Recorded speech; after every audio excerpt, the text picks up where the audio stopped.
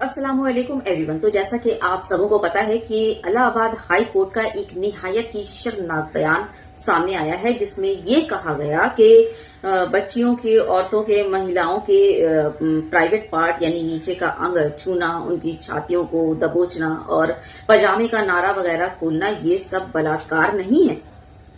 बताइए जरा, जिस देश में किसी महिला या किसी छोटी बच्ची को 14 सेकंड तक घूर लेना एक अपराध माना जाता है और इस अपराध के लिए बाकायदा सजा हो सकती है, लोग जेल जा सकते हैं, उस देश में इस तरह का स्टेटमेंट देना, उस देश में ये बोला जा रहा है कि पैजामे का नारा तोड़ना या फिर बच्ची के निजी अंग को पकड़ना या दुष्कर्म करना, उसके साथ ये कोई जो है वो अपराध नहीं है। बताइए, बच्ची को पुलिया के नीचे जबरदस्ती घसीट कर ले जाना, ये कोई अपराध नहीं है। मुबारक हो उन लोगों को, उन बलात्कारियों को जो बलात्कार कर चुके हैं या फिर करने की कोशिश कर रहे हैं। तो बस अब आगे बढ़िए, और ऐसे जज तो बैठे ही हैं आपके लिए जो है वो कानूनी संरक्षण बने, यानी कि कानूनी सुरक्षा देने के लिए आपको तो ये लोग बैठे ही हैं, इस तरह के मानसिकता वाले जज।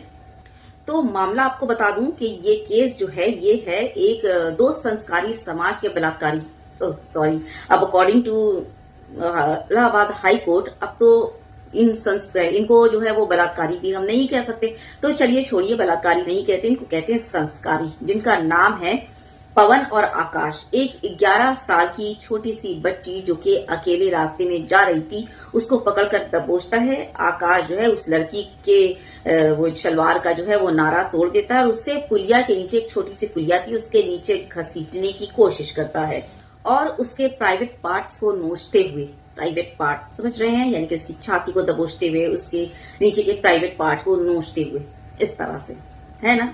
और जज का आपने तो स्टेटमेंट सुन ही लिया, मैं क्या बोलूं, काबिले शर्मनाक, शर्मनाक।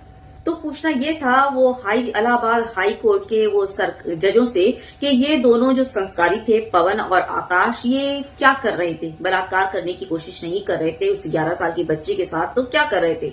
छुपन छुपाई खेल रहे थे उस लड़की के साथ, उस पुलिया के नीचे उसका नारा तोड़कर घसीटते हुए, या फिर सम्मान दे रहे थे, उसके साथ शादी रचाना चाह रहे थे, तो इसलिए ऐसा कर रहे थे। तो योगी जी से मैं ये कहना चाहूंगी कि इलाहाबाद हाई कोर्ट का नाम बदलकर अगर आप प्रयागराज हाई कोर्ट कर देंगे तो क्या इस तरह के बेहुदा और वाहियात स्टेटमेंट बंद हो जाएंगे और इस तरह की जो हरकतें हैं वो सारी बंद हो जाएंगी?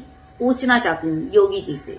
कहीं ऐसा ना हो जाए कि कल को यही जज ये कहें कि अरे लड़की के चेहरे पर जो है वो तो ब्लेड ही तो मारा है, ये कोई अटेम्प्ट टू मर्डर थोड़ी है, खाने में थोड़ा सा जहर ही तो मिला दिया है, ये कोई अटेम्प्ट टू मर्डर थोड़ी है, सर पर बंदूक ही तो रखी है, ये कोई अटेम्प्ट टू मर्डर थोड़ी है, वो रास्ते में वो जो है नशे की हालत में धुत होकर गाड़ी ही तो चला दी है ना, ये कोई अटेम्प्ट टू मर्डर थोड़ी है। ऊपरी मंजिले से किसी को धक्का दे दिया है, ये कोई अटेम्प्ट टू मर्डर थोड़ी है। गजब कर दिया जज साहब आपने, ये सारे अटेम्प्ट टू मर्डर थोड़ी है।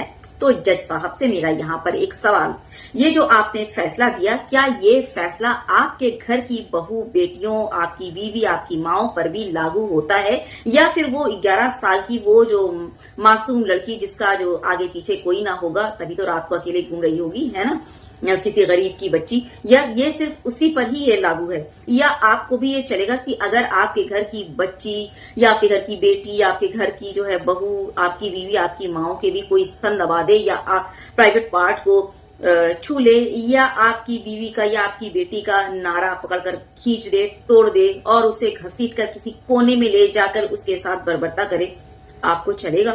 तो आपको बता दूं कि ये अपने घर की महिलाओं के लिए ना कभी इसको स्वीकार नहीं करेंगे। जमीन आसमान एक कर देंगे, जमीन आसमान उस वक्त जहां ऐसे पढ़े लिखे लोग बैठे हैं हाई कोर्ट में। तो क्या बोलूं कि बस लानत है, फिटकार है और धिक्कार है ऐसे पढ़े लिखे लोगों पर, कोर्ट पर, और ऐसे स्टेटमेंट देने वाले जजों पर। सच में लानत है। एक्ट 2। तो बोलना ये चाहूंगी कि ये जो इलाहाबाद हाई कोर्ट का फैसला है, ये हर महिला, हर औरत और हर बेटी के सम्मान और इज्जत पर एक बहुत बड़ा हमला है, जोरदार हमला।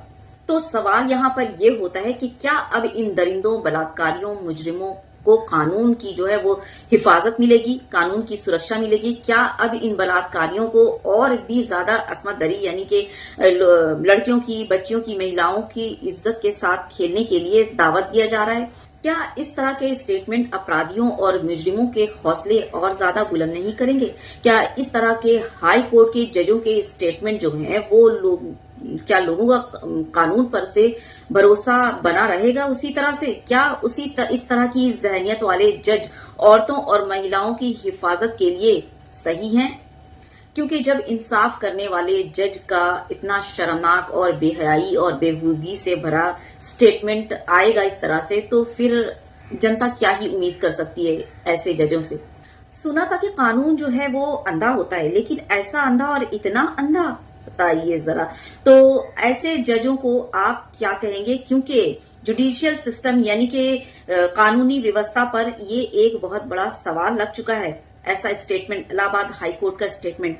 तो आपकी क्या राय है इस बारे में? जरूर कमेंट में बताना बिल्कुल मत भूलिएगा। ज्यादा से ज्यादा वीडियो शेयर कीजिएगा, बहुत ज्यादा अपनी बेटियों का ख्याल रखिए, क्योंकि देश चलाने वाले बे औलाद बैठे हैं, समझ रहे हैं ना? जी हाँ, शेयर कीजिएगा। अल्लाह हाफिज।